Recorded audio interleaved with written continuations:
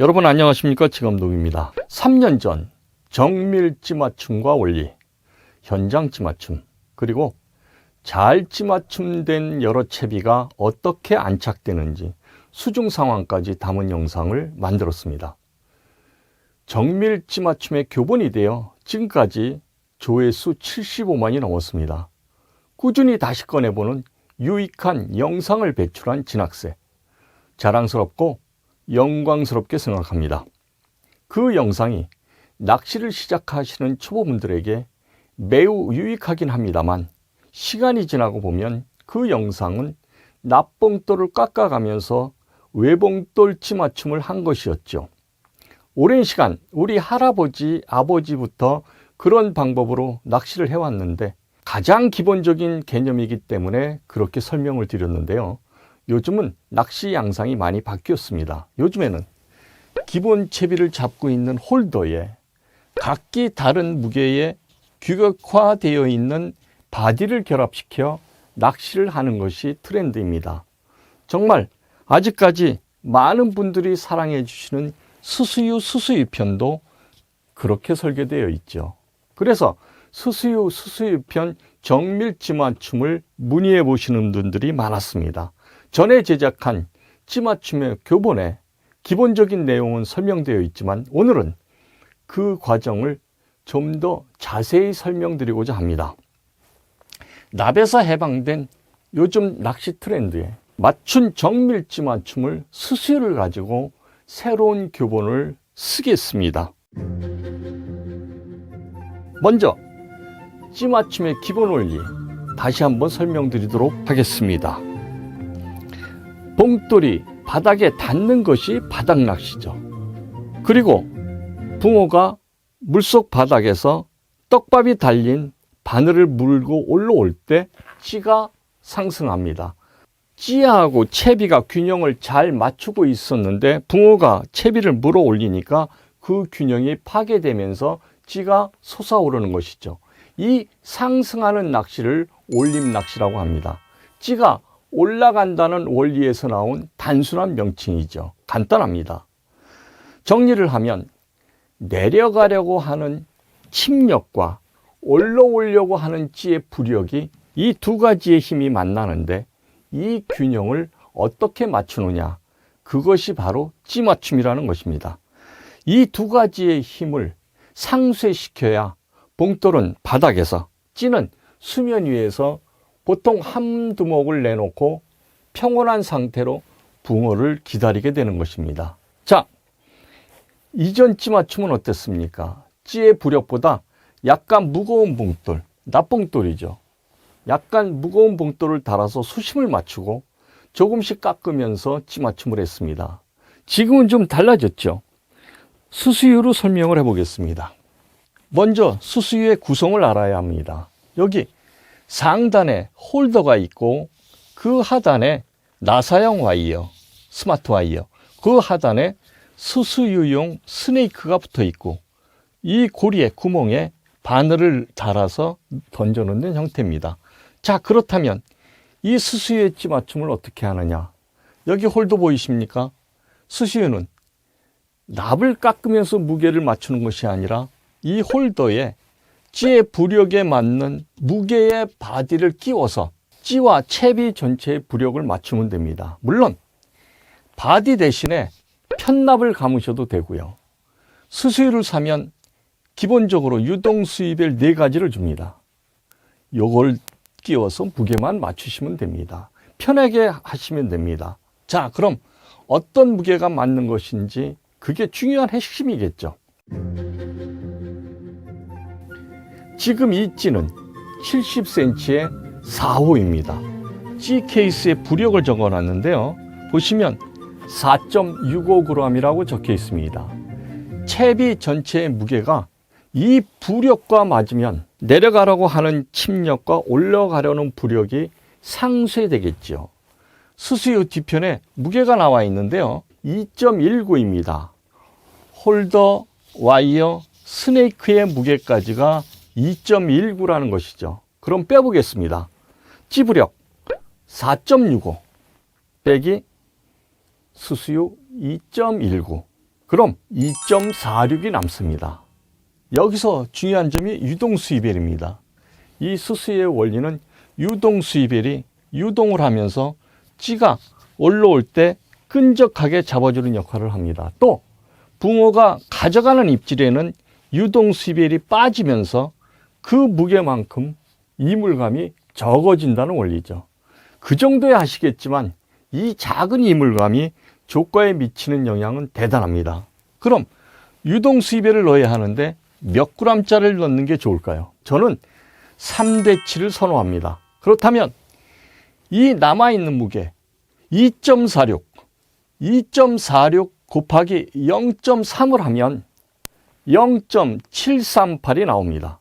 그러니까 약 0.738짜리 유동수이별을 하단에 단다면 되죠. 그럼 이 균형은 본인 스타일대로 하시면 됩니다. 본인 스타일에 맞는 컨셉으로 분할 기호를 결정하셔도 됩니다. 자, 그렇다면 이 수수유를 구매하실 때 들어있는 4가지 종류의 유동수이별 중에서 0.75짜리 핑크 골드 유동수이별이 있습니다. 그걸 끼웁니다. 그러면 무게가 얼마 남죠? 2.46g 빼기 0.75, 1.71g이 남습니다. 1.7g 무게의 추가 있습니다. 이 홀더의 바디에 끼워서 최종적으로 무게를 맞추시면 됩니다. 수수의 편도 똑같습니다. 4.65 빼기 수수의 편에는 여명 편대가 포함되어 있습니다.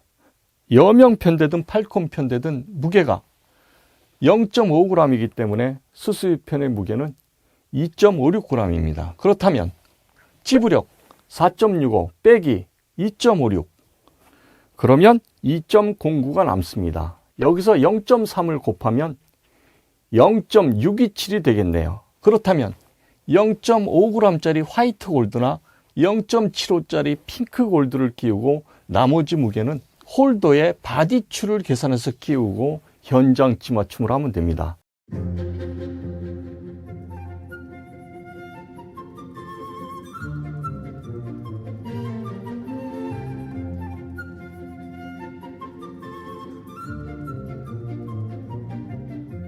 이게 전부입니다. 여러분, 이제 수심을 찾고 정밀지 맞춤을 하면 됩니다. 그건 직접 보여드리면서 하는 게 이해가 빠르니까 현장지 맞춤을 보여드리면서 진행을 하겠습니다.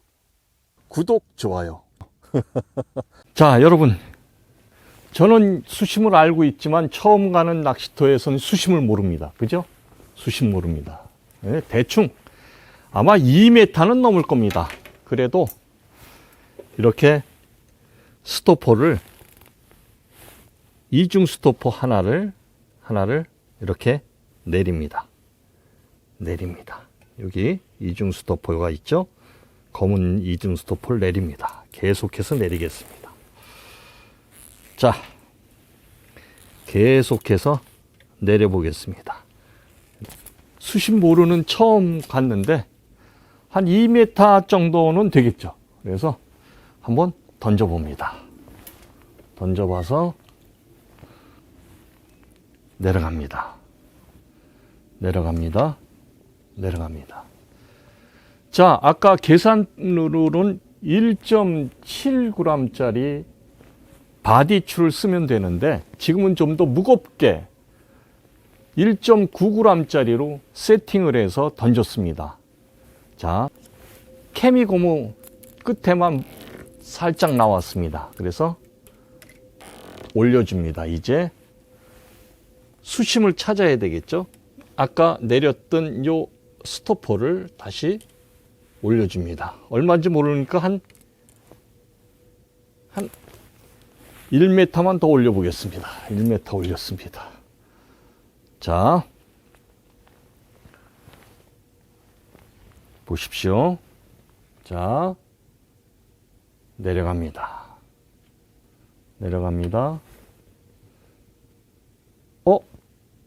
아직 멀었습니다.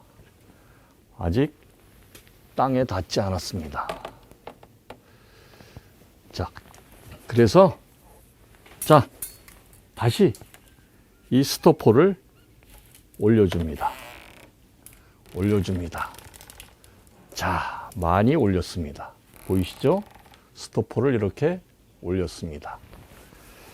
자, 이제는 수심이 어떻게 됐을까요? 한번 보겠습니다.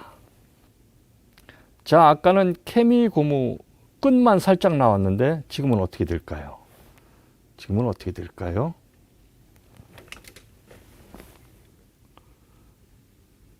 아! 두목 정도가 나왔습니다. 다시 한번 던져 보겠습니다. 자, 수심이 맞춰졌다는 거죠. 자, 한번 보겠습니다.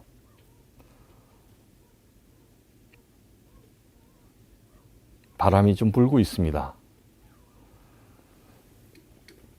바람이 불어도 찌맞춤은 해야 되겠죠. 자, 여러분. 이렇게 두목 정도가 바깥으로 나왔습니다. 수심이, 이제 살짝 가라앉았네. 수심이 됐다는 얘기죠. 자, 찾았습니다. 그러면 여기서 어떻게 한다고요? 예. 이제는 정밀 찌맞춤을 하기 위해서는 어떻게 해야 됩니까? 여기 이중 스토퍼 요 하나를 내려야 되겠죠. 얼마만큼? 30cm만 내려줍니다. 이렇게 30cm가 내려주면 30cm 내려면 더 이상 이렇게 찌는 안 올라가겠죠. 여기서 멈춥니다. 멈추면 이제는 바닥에서 30cm를 뜰 겁니다. 자, 보겠습니다. 자, 바닥에서 30cm가 뜰 겁니다. 자, 가라. 자, 내려갑니다. 자, 바닥에서 30cm가 떴습니다. 지금 가찌 맞춤을 하기 위해서 좀 무겁게 했기 때문에 저 상태는 무겁다는 얘기죠. 그러면 다시 1.7g짜리 바디줄을 바꿔보겠습니다. 자, 1.7g짜리 바디줄을 바꿨습니다. 자, 어떻게 될까요? 자, 내려갑니다.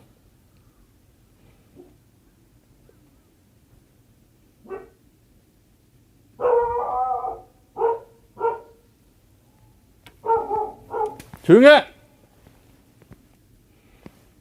자, 내려갑니다. 내려갑니다. 내려갑니다. 자, 지금 이 상태를 보니까요. 자, 1.7g짜리 바디줄을 썼으면 맞아야 되는데 약간 두목 정도가 나옵니다. 이게 무슨 얘기입니까?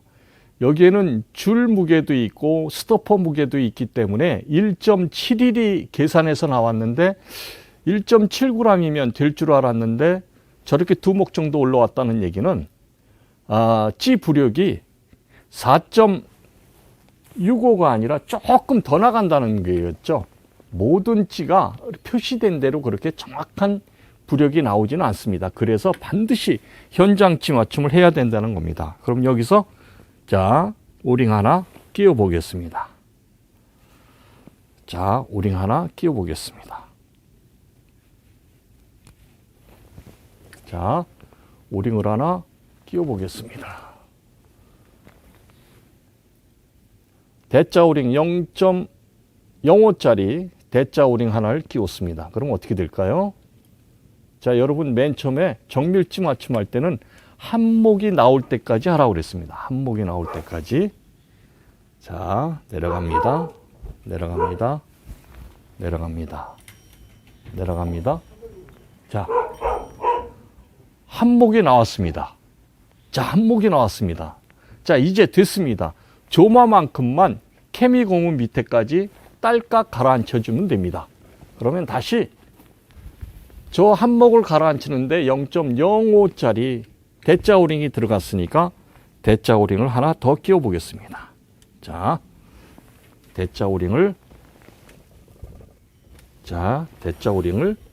하나, 여기 대자 오링이 보이시죠? 대자 오링을 하나 더 끼워 보겠습니다. 자, 끼웠습니다. 대자 오링 끼웠죠? 끼워서 이제는 그만큼만 한목을 딸깍하고 가라앉혀주면 됩니다. 자, 보시겠습니다. 어떻게 될까요? 자, 내려갑니다. 자, 저기서 멈췄네요. 그러면 자, 더 작은 오링을 하나 더 끼워 놓겠습니다. 자, 케미고무 밑에까지 내려줘야 됩니다. 자, 케미고무 밑에까지.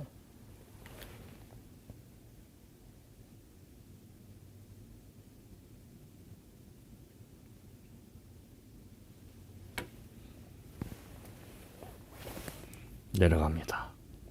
내려갑니다. 내려갑니다.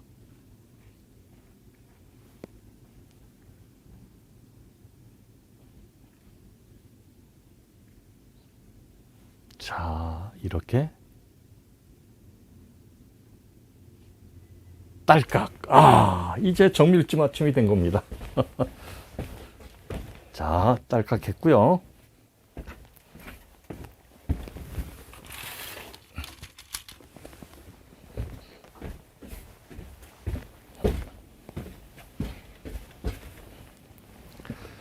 자, 이제 저렇게 딸깍한 게 정밀치 맞춤이 된 겁니다. 그렇다면 저는 여기서 찌를 어떻게 되겠습니까? 자, 30cm 내렸던 요 이중 스토퍼를 다시 제수심대로 올려줍니다. 그러면 찌가 올라가겠죠? 그러면 수심도 찾고, 이제 이 상태에서 또 한 가지, 저는 어떻게 한다고 그랬죠?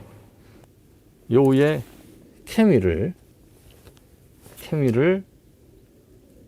0.18짜리 케미를 빼고 노바 낙케미 0.25짜리 케미를 끼우고 그냥 낚시를 합니다. 이렇게 되면 대자 오링 1개 반 내지 2개를 머리 위에다 누르면서 낚시를 하는 경우가 되겠죠. 반발력을 줄여주는 경우입니다. 그런데 이거는 활성도가 좋을 때 얘기고, 동절기 때는 그냥 하는 게 좋습니다. 동절기 찌 맞춤 요령도 시리즈 편으로 곧 준비를 하겠습니다. 자, 이제는 이렇게 다시 끼우고 밑에다가 바늘을 달고 낚시를 하면 됩니다. 자, 즐거운 낚시 하시기 바랍니다. 자, 이제 수수유 편의 찌맞춤 이해하셨죠? 감사합니다. 요 다음에는 바늘을 달고 정밀 찌맞춤 하는 법을 알려드리겠습니다. 자, 감사합니다.